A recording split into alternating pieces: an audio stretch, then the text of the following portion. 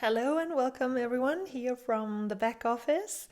Welcome to this class. We'll be doing hip and lower back health strengthening and stretching and workout. So this was a special request from my friend Ina, who also joined to this workout. You can see her on the right side.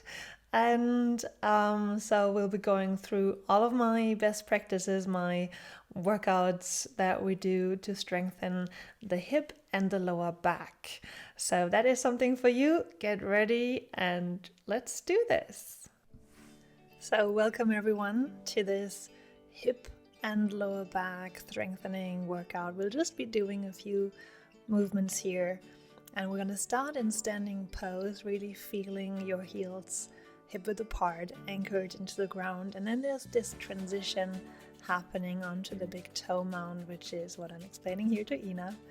And now you can feel your hip points, draw your hip points slightly towards each other as if really buttoning up your tightest pants. Now draw the inside of your legs up, your inner thighs, and then lift your toes, lifting your toes, and feel the inside of your legs lifting as well. When you lift your toes up, that inside of your legs lifts as well because it gets shorter. Simple physics.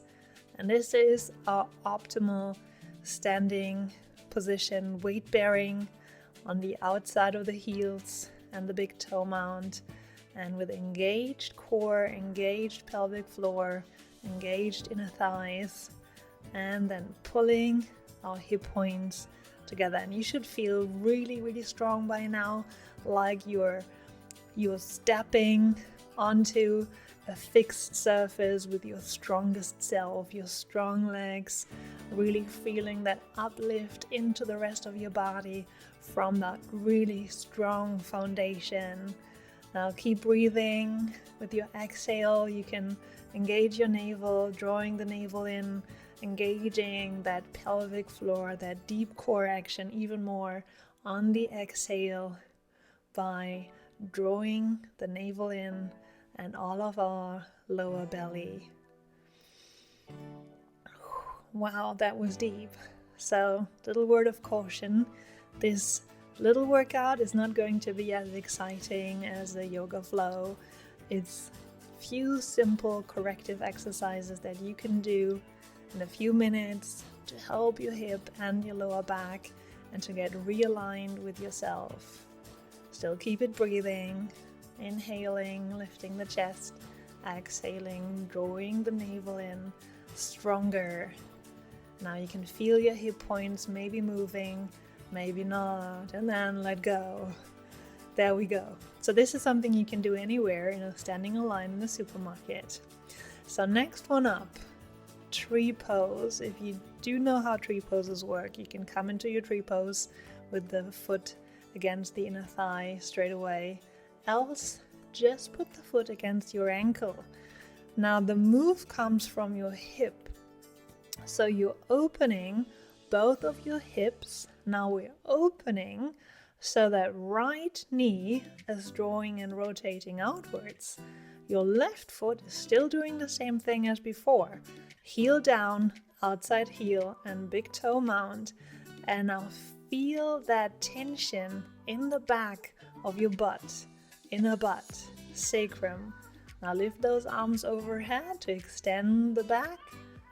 Relax the shoulders and keep working on that outward rotation, that knee pulling out, and that standing leg. Really focusing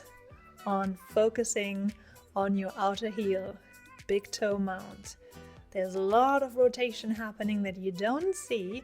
It's a very small movement, but you will feel the tension in your sacrum, and this stabilizes your lower back. Wonderful. Shake it out. Walk it out. This is intense from a focus perspective, not so much from a movement perspective, but this is what we need, that deep inner intention setting of our deep core muscles. Now change onto the other side. If you need a break, hit pause. Else just continue. You can touch your body, you can see where your hip is, you can see where your hip points are. So either come into your tree pose or just put the foot against the ankle. So same thing, it's not so much about how high the knee goes, it's how far you can open that knee to the side while still rotating that standing leg onto the outer heel and grounding that big toe mount. Now keep both of your hips parallel to the floor. If you are done touching your body, you can take a deep breath in, open that arms into a V position. Now remember that breathing, inhaling into the chest, drawing the air in, exhaling, drawing the navel in, and all of that lower belly, engaging the pelvic floor, engaging the inner thigh, while those legs are outward rotating. And that is how we are training our bodies to become strong again from the core. Shake it out. If you need a break, press pause, else change the setting and come onto the floor into all fours.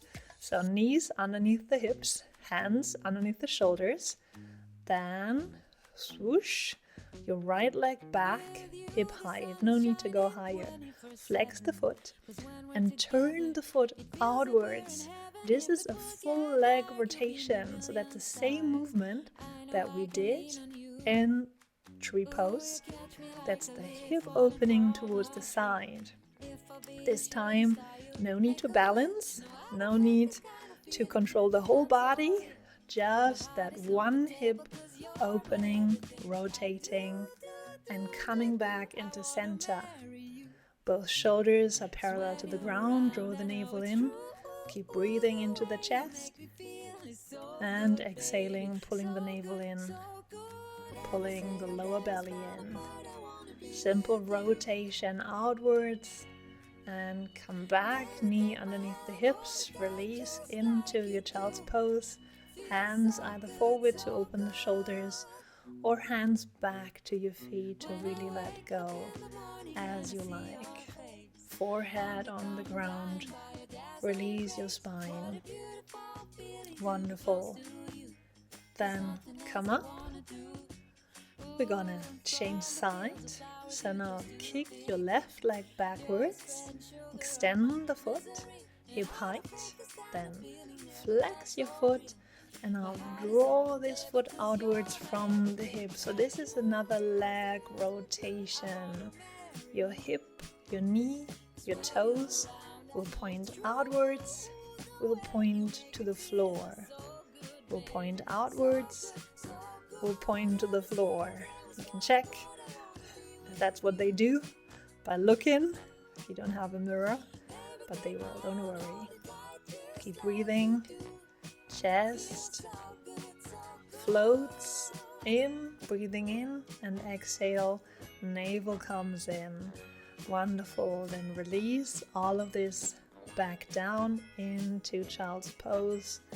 We're here to release the back, the hip, the neck, the shoulders, hands forward, or again, hands towards your feet. Last one, double feature for the right side, coming back into all fours. Now step the right foot back, left knee stands on the ground.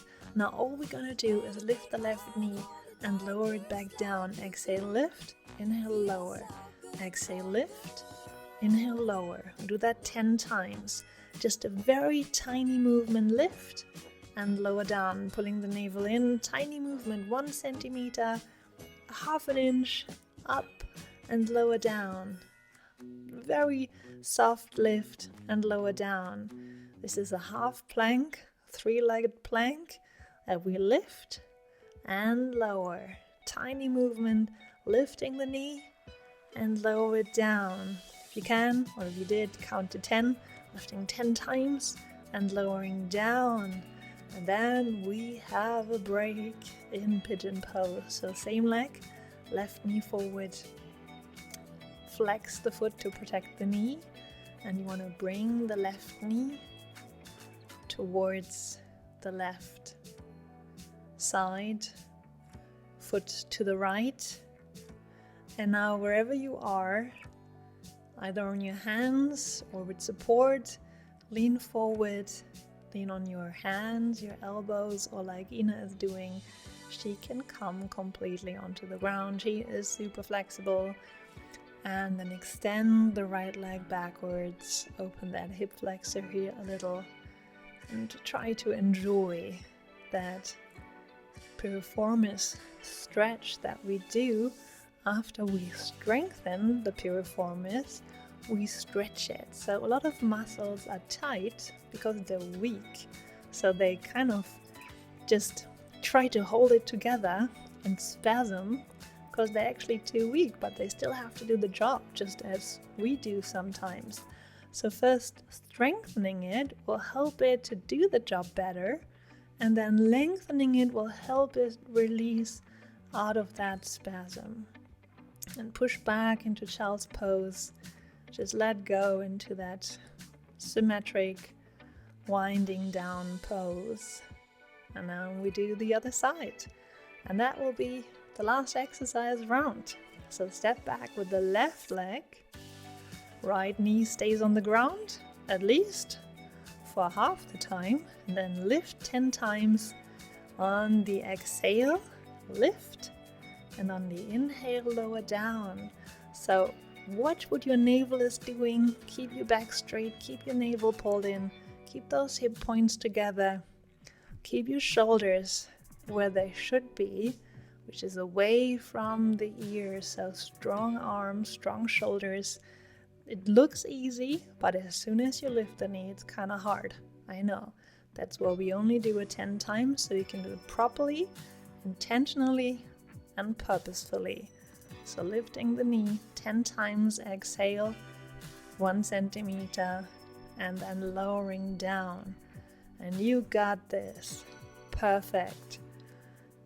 And last time, lift, lower down, and here we go, releasing into pigeon. So same knee comes forward, right knee to right wrist, foot pointing towards the side, flex the foot to protect the knee, elongate, then left leg backwards. And then wherever you are, and sometimes it's different from one side to the other, lean forward onto support, hands, elbows, or just be comfortable lying on your leg, forehead down.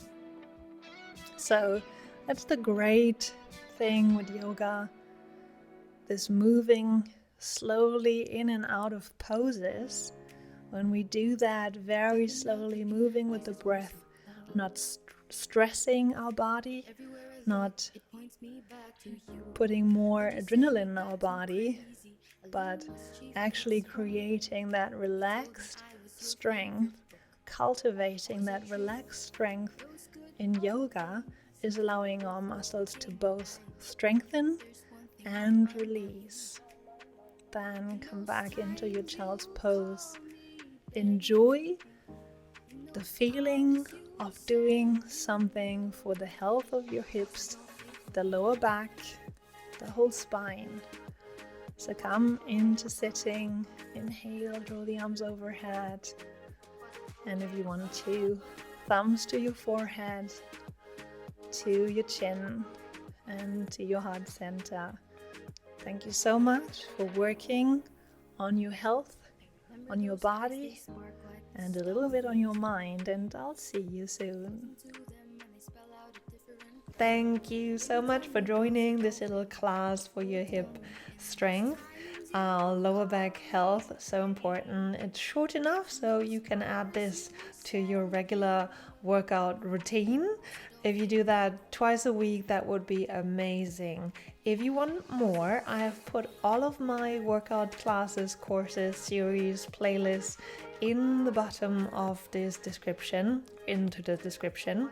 It's a long list, but so you have an overview of what else I offer. There's lots more to sweat, to stretch, to wind down. There's meditation, yoga, Pilates, and whatnot. So let's head to the description and join me for the next class. Remember to subscribe if you liked it. And if you want to support me a little more, I've just added memberships to this channel. There'll be special offers, benefits for you, of course. So first of all, you'll be joining a community of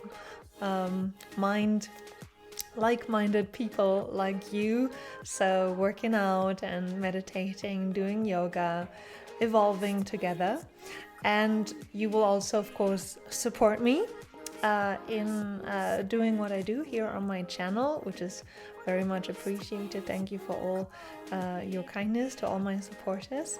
And as an added benefit, you'll also be able to join live classes. Those live classes will always be recorded, so don't worry if it's not your time zone or your day. Sometimes it's just not the day. And I'll continue, of course, for everyone else to add classes here on the regular YouTube channel for free. That's it. Hope you had a great class and see you next time. Bye.